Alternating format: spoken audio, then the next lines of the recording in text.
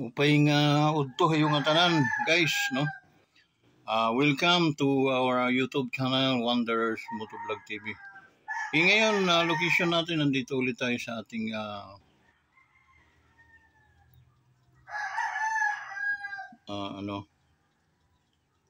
planeta. The Wanderers Planet. Guys, kumusta na kayo, no? Shout out sa inyong lahat. Ating mga solid ka-Wanderers, ating mga ka-OFW, how are you guys, no? Kumusta mo sa amigos? Kaya ating mga suki, ating mga kaibigan, salamat sa inyong suporta guys. Na kahit bantu-bantu lang napunta sa ating nagsasubscribe pero salamat, no? Kaya almost 500 plus followers. Yung aking mga friends sa Facebook, kailan pa ba kayo magkakaroon ng engagement sa atin, no? Dito sa ating channel? Kailan pa ba kayo mag-likes, magsa-subscribe? Okay? Okay lang, likes lang ninyo. Okay, yung thumbs up, no? Yun na lang. Medyo pahirapan sa inyo mag-subscribe, no?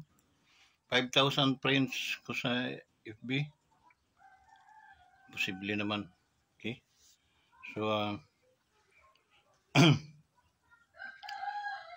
naman kayo, no? Ating mga guys, ating mga pindot-pindot lang, no? Ating mga ka-DDS, no? Ating mga solidong DDS natin, no? Follower ng ating dating Presidente Digong. Okay, sana suportahan niyo yung Wanderers Motovlog TV. Para tayo naman ay tumibay at magkaroon ng income na makatulong tayo sa DDS World, no? And then yung sa unit team, okay? Kay Pangulong Bongbong, no? At saka sa ating mahal na butihing Vice President. Okay? So, kayo na, ma'am, sir, ang mag-invite, no? Sana imando ninyo sa kanila na suportahan din nila itong ating YouTube channel para at least tumibay ang ating channel, magkaroon din ito ng pagkakataon na makaambag, makatulong doon sa mga nangangailangan. Okay? Magdi-December guys, hindi pa tayo monetize, so kailangan nating ma-monetize para at least makatulong tayo. Okay? So hindi ko alam kung luluhod pa ba ako sa inyo para lang kayo ay ang dami kong mga kaibigan na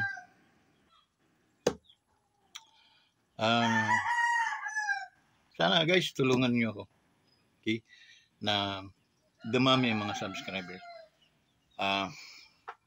dahil wala naman tayong masamang tinapay kundi ang ating rinireaksyonan yung mga kabulastugan ng mga nangyayari sa ating lipunan. Okay, so ang ating kinakampihan, hindi naman sila gumagawa ng mga kabulastugan katulad sa ating presidente, sa ating vice presidente. Maganda naman ang kanilang team, no? Ang kanilang trabaho na talagang tumutulong para ikaunlad sa ating bayan. Okay? Pero sa totoo lang, mas nakikinig kayo doon sa mga taong kontrabida, yung mga taong mas maganda pa nga ang mga kontrabida kasi bandang huli, hindi man sila maubos, nagbabago. Okay? Itong mga makakaliwa, no? Hindi, mga kapwa ko mga tao, no? Tao. Hindi hayop, tao. Obserbahan ninyo yung mga kinikilos nila. Okay? Isang diyan, yung punto diyan, yung punto-importuhin natin ito, okay? Para malinaw at maliwanag na ano tayo doon sa mga makaambag man lang tayo ng kunting maambag doon sa ating gobyerno. Okay? Yung ating yung mga taong sobra ang kapal ng mga mukha. Bakit? Dahil una, umpisa natin, no? Paaral sila ng gobyerno. Paaral sila ng gobyerno, no? Pangalawa, napatapos sila ng gobyerno. Yung pangatlo, tinarantado nila ang gobyerno. Yung pala ay mga tarantado ng tao na nagpanggap lang para at least makakuha ng slots dyan sa mga na yan. And after that, nagtakbuhan na pataas. Okay? Yung iba naman, nahimok lang. Dahil, hindi mo sabihin natin na mahihina ang mga utak, no? Pero, talagang sa sobrang depressed din siguro nung mga estudyanteng yan na aakay sila doon sa kagarapalan ng pati magulang nila ay kinakalaban na. Okay? So, hindi po yun tama. At ang ugaling ganyan ay alam na. Okay? Hindi tayo malilito, kundi alam na turo yun sa mga kabila o lumalaban sa ating gobyerno. Okay? So yun. Kasi tingnan mo, binigyan ng trabaho, naghanap ng trabaho. Okay? Nasa gobyerno. Pero kontra gobyerno. Hindi kaya masama, guys? No? Pinakain nilang kanilang mga anak, mga kamag-anak sa pera ng gobyerno dahil sila ay nagtatrabaho kunwari. Pero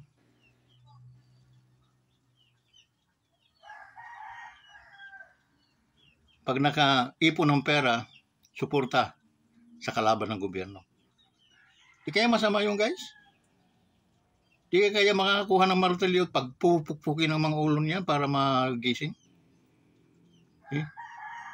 Saan nakakuha ng mga ugaling ganyan? Okay? Kung yan ay mga kamag-anak ko guys, matagal ko na niyang pinagpapalako lang mga ulo. Ito lang. Because ako mismo, no, nasa kabukiran kami, hindi kami nadali ng mga yan. Bakit? Talagang ini-struggle namin sila. Okay? Na hindi po pwede na mag-agree kami dyan sa inyong mga pinagsasabi. Okay? Huwag yung sabihin na kayo mas matalino kaysa amin. Di makaimik yung mga nag-struggle guys. Kunwari mga matatalino pero they are boobs. B-O-B-O. Okay? So, yun ang isang pag-aralan ninyo guys. Nanawa sa susunod na mga kapanahunan ng eleksyon o halalan ay alam na, huwag niyong iboto yung mga ganyang tao. Kasi nga, yun ay salot sa ating lipunan. Okay? At ang mga salot ng lipunan ay hindi po nararapat na tangkilikin ng mga mamamayan. Mga kabayan, no? Kayo na lang po ang mag-obserba. Obserbahan po ninyo. Kung mayroon po silang nagagawang solidong mga nagagawa upang ikaw unlad ng ating mamamayang Pilipino. Wala po. Puro struggle sila. Sila naman yan na nag-i-struggle para at least hindi mas matuloy yung mga magagandang plano ng gobyerno para sa mamamayang Pilipino. Isa, yung mga funding, ng mga fund na ginagamit, sikretong ginagamit. Kaya may fund yun. Bakit? Maraming mga recruiter sa ating mga kaeskwelahan. Okay? Minsan ang ating mga guro ay naduduktinahan din, no? Kaya nagkakaroon ng puwang yung mga salot sa lipunan at nasisira naman yung ating mga kabataan. Okay? There's nothing wrong with because improvement talaga 'yon ng isang gobyerno, ng isang bayan, ng isang bansa na nagsusumahong lumakas balang araw. ROTC, CET sa high school, ROTC sa college. Kasi diyan po nakukuha yung pagiging isa mong makabayan. Tunay ha, hindi yung nandyan sa mga plastic ng mga animal na yan. Sa totoo lang. No? May sumurrender ng dalawang manghang ng mga utot. 22 na 23 na mga edad eh. Sumurrender dahil maraming kwento, no, na yun. Pero yung kwento nila yun, totoo yun. They wanted to surrender. Okay? But, how come nakaalis yun, hindi naman yun sila dinitain.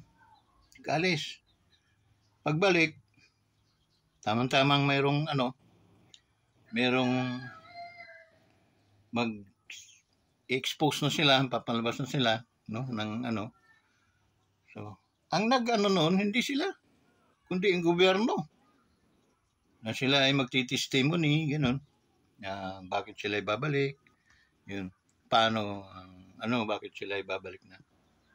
At sumusurrender na. Binaliktad ng mga hitad, no? Binaliktad nila. Iyon ang napurat nila sa pakikinig nila ulit doon sa kanilang mga kasamahan.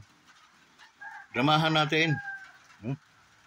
Sirain natin ang mga military. Ungab nyo. Okay?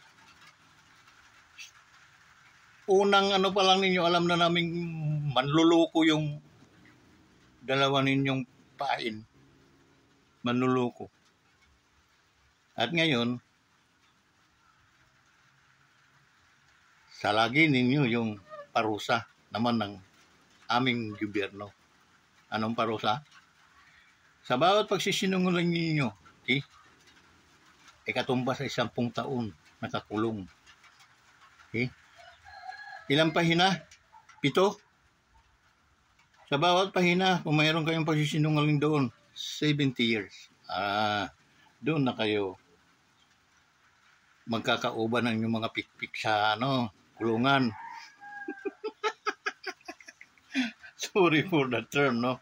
Pero yung inis namin sa mga taong ganyan ay hindi po kami rumirespeto. Okay?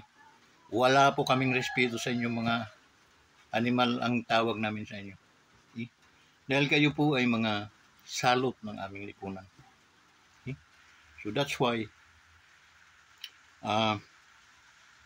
wag po kayong ating mga mamamayan ay malinaw po yun na tayo tinarantado. Okay? So yun.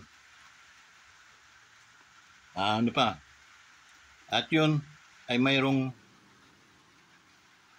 kaakibat na parusa. Okay? Dapat pamaparusahan yung mga taong nagkakasala. Okay?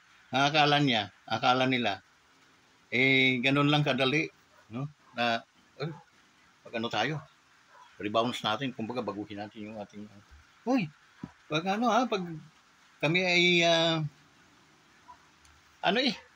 halata, hindi po. Mga bangag itong mga ito. Halata. 8 minutes to 10 minutes, nandyan na. Sa labas, yung mga magrarally. May dalang mga placard na.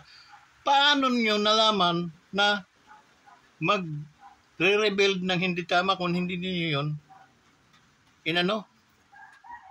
inayos o yung mga taong yun.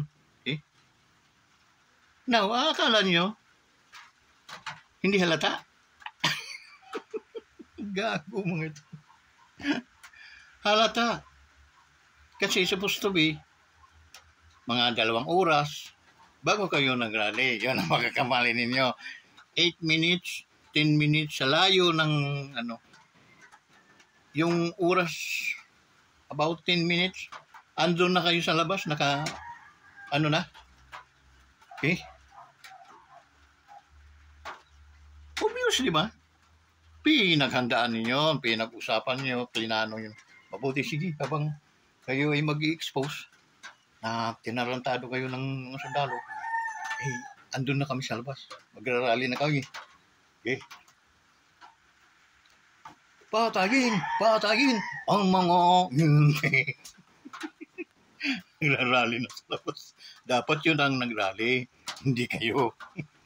Para at least, hindi kayo nahalata. Halatang halata. Okay? Kami mga wise din po kami, hindi po ubra yung mga utak niyo. Okay? Yung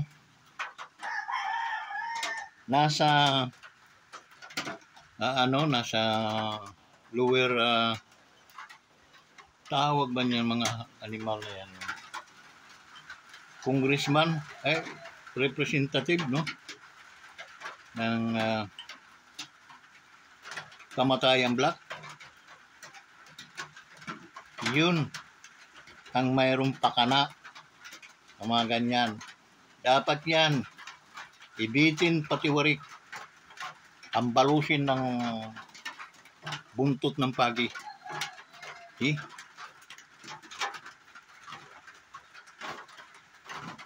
Yung apat na yan, unahin muna yan kasi pag napatunayan yung apat na yan, wala nang yung mga matitira, wala na yun, mananakbo na yun, baka sumuko na yun pag nakita na nakabitin ng patiwarik ang mga yun. Okay? Iharap sa taong bayan para pagbabatuhin namin ng kamatis na bulok hanggang sa mamatay. So, kasi nga malaki ang kasalanan nila sa ating lipunan. Malaki. Pinakain sila ng gobyerno, trinidor naman nila ang gobyerno. And that's the reason why they're traitor, enemy of the state. What we need to do para sa kanila, bitin patiwarik. Ganyan. Okay? Huwag na tayo magpaligoy-ligoy pa. Okay? Sobrang obvious, halata. Lulukuhin pa nilang gobyerno. Kayo ba namang gobyerno, magpapaloko pa?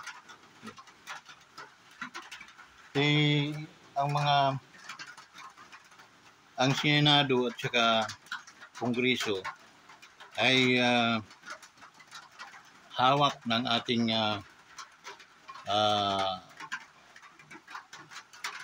pabor sa presidente. Pero dapat gumawa na kayo, mag-usap-usap na kayo, gumawa na kayo ng batas para at least maano natin yan, maparusahan natin yan. Apat lang naman yung nandiyan yan na sa Senado, mga dalawa lang siguro yan na senador. Okay? Ganun lang. Ang tahimik ng Pilipinas. Pag nawala na yon, bakit kaya hindi kaya ng gobyerno? No? Kasi kung kami ay govern din, no? Halimbawa, nagtayo rin kami ng gobyerno, pero isa lang dapat ang gobyerno. Kaya nga, mayroong third parties, no?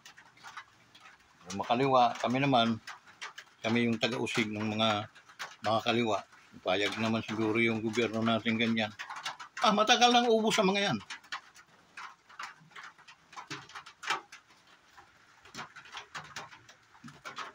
Hugutin namin yan kahit saan mga naglungga. Kaso nga, may mga pa dili-dili effect din itong ating gobyerno. Parang binibibibibi muna ang mga yan. Kasi kung wala nga naman yan, wala rin say-say siguro ang gobyerno pag wala ang mga yan. So, kaya kasalanan din siguro ng gobyerno. Kasi kung Akong gobyerno, nako,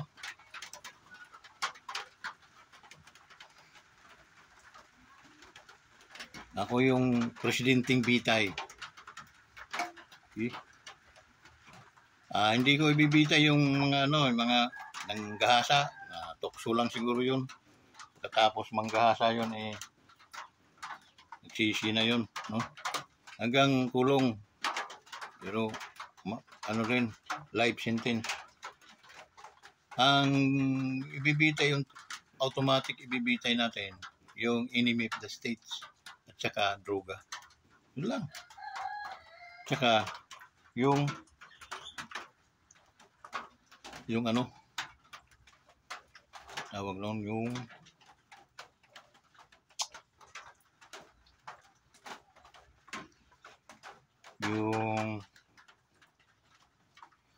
nangurakot. Yun.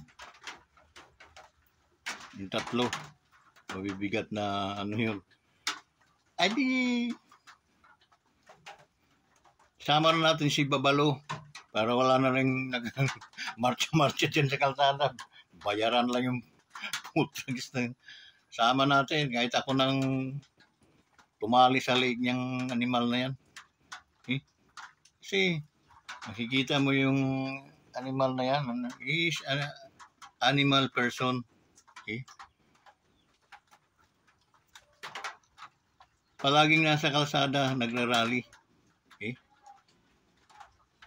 Sama na rin natin yan para tahimik na kakalsadaan natin. Traffic na nga tayo tapos may mga ganyan-ganyan pa. Okay? Sunod, pag-aralan din natin yung mga nagrarally, tigil pasada. Ayun, sama na rin natin yan para wala na, smooth na yung wala nang mga makakaliwang mga samahan ng mga driver. Yun sila nagpapagamit din yun. Okay? Kunaibans din yun doon sa kabilang mga kaya ang lalakas ng loob ng mga yan. Okay? Tigil pasada ng mga yung pag plaisi ng mga tinga. Tigil pasada, pinahihirapan yun yung mga mahihirap na tao. May mga mayaman bang commute. Hindi kayo mga bangag. Yung leader yan ay bigitin patiwari. Kasi ang sinasaktan nyo dyan, yung mga mahihirap nating mamamayan. Tigil pasada kayo. Lakas sa mga loob ninyo mga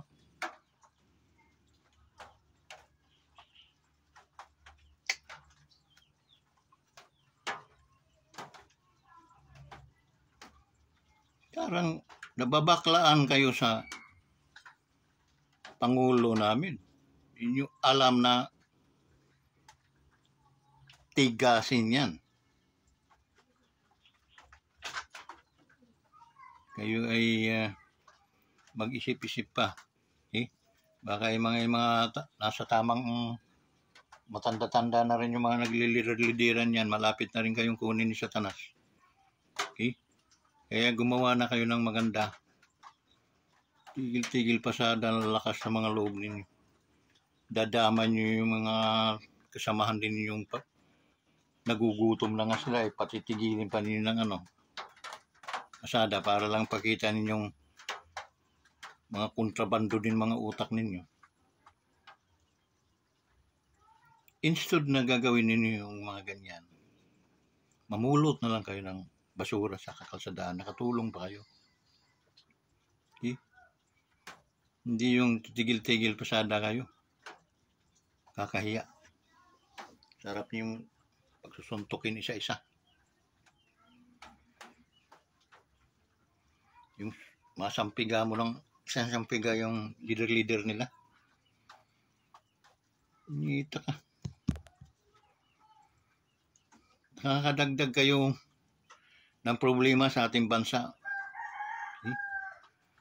Hindi kayo nakakatulong na dapat tumulong kayo dahil kayo na may kumikita dyan sa pamamasada. Pag kayo nalulugi, binibigyan kayo ng gobyerno.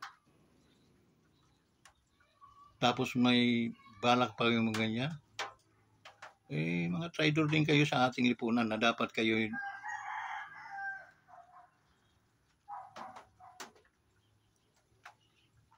isa-isahin din kayong pagmamartelyuhin ng ulo. Kaya makaabot to doon sa inyong leader-leader, ha, na hindi ka lang gago, ugag ka pa. Tumulong kayo sa ating gobyerno, hindi yung maggagawa kayo ng ikakaproblema, ikahihirap ng mga mahihirap na nga. Pahihirapan pa yung mga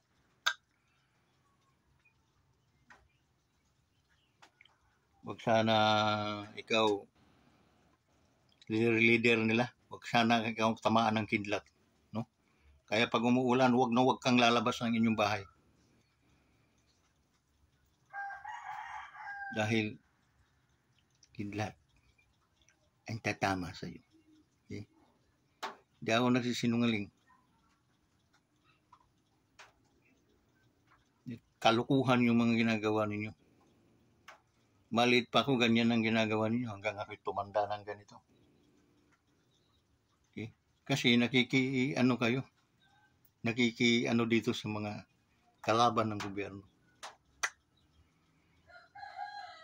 Nasa transport kayo dapat neutral kayo. Oras na may mga problema, andyan kayo na tumutulong upang maiwasan yung paghihirap ng mga kapwa natin mahihirap. Hindi. Ginagawa nyo nag-aano pa kayo para lalong mahirapan. Kaya ngit-ngit ang aming gaganti sa inyo. Okay? Huwag sanang tayo lang, halimbawa, no? Tayo ay magkasakay pala sa isang eroplano. At nag-crash yung eroplano, dalawa lang tayo yung naligtas. Minutong-minuto, no? Sasampigain kita. Okay? Walang pahinga. Okay? Gago. Nakadagdag kayo ng bigat, no, sa ating pangulo, sa ating gobyerno. Huwag ganun, tumulong kayo sa ating lipunan at kayo'y maging neutral sa lahat ng mga dahil pag kayo ay nagrereklamo at kayo'y lugi, binibigyan kayo ng gobyerno. Naalala ko nyo, binibigyan ata kayo tag 5,000 para panggasolina ninyo. Masyado na kayong mga burungog. Yung sa akin, totoo yun. Totoo itong sinasabi ko. Huwag tayong magano na tayo lang dalawa doon sa isang mga pulo. Wala talaga tao-tao kundi tayo lang. Hindi kita papahingain. Babayarin kita doon sa katarantado na ginawa mo sa aming lipunan. Sa ating lipunan. Okay? Kaya so guys, sinisya na kayo kung talagang high blooders na naman tayo, no? Dahil nga sa mga nangyayari sa ating re-reactionan natin yun, okay?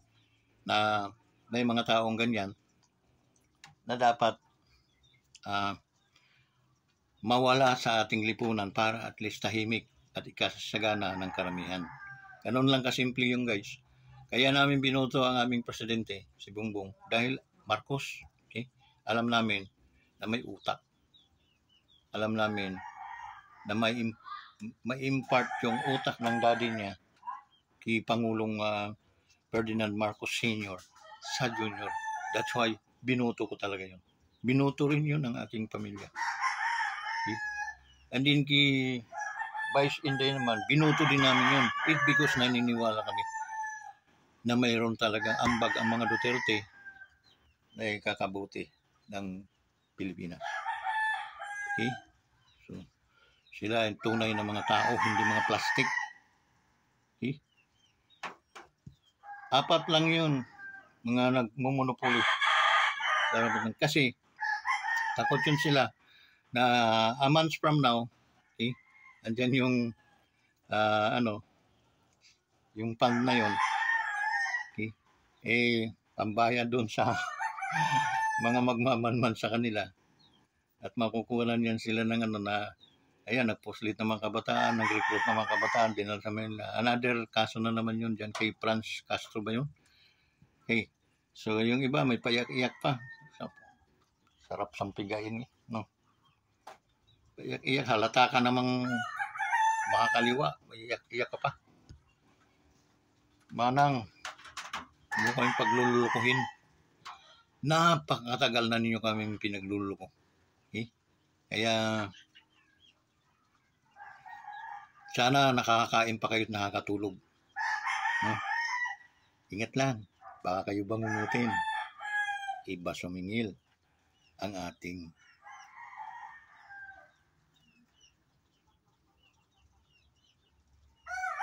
iba mamarusa. At baka dalawin na kayo ni Diablo.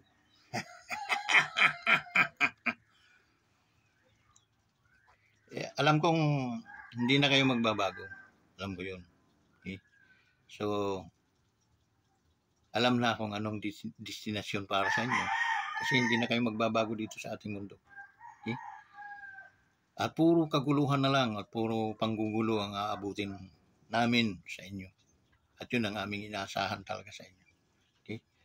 So, sa sunod na mga eleksyon, babu. At pag kayo mga sibilyan na lang, akyat na kayo sa kabundukan. At doon, paliliparan namin kayo ng isang missile. Kaya manang, magtanim na lang kayo ng kamuti, nakatulong po kayo sa ating at ipinatinda nyo sa mga bulangti. So hanggang dito na lang guys, maraming salamat sa pagsubaybay nyo sa ating channel. Kumusta nga pala sa mga taga Waraynon, no? Lalo na Harawis, upay nga kulog kayo nga tanan, Abasay, okay? Hatakluban, hanaaton mga kabugtuan nila. Yan ha Kamindanawan, no? Ano mga brother na mga Muslim, okay? Shout out sa inyong tanan, shout out sa inyong lahat, okay? And then sa ating mga OFW, ingat kayo, lalo na yung mga nasa Israel, tsaka sa Palestine side. So, ingat kayo kasi nga hindi wala naman pinipili yung ating mga bala, no? Distraction, yun ang wages ng war. So, thank you so much guys. God bless you all. Bye-bye.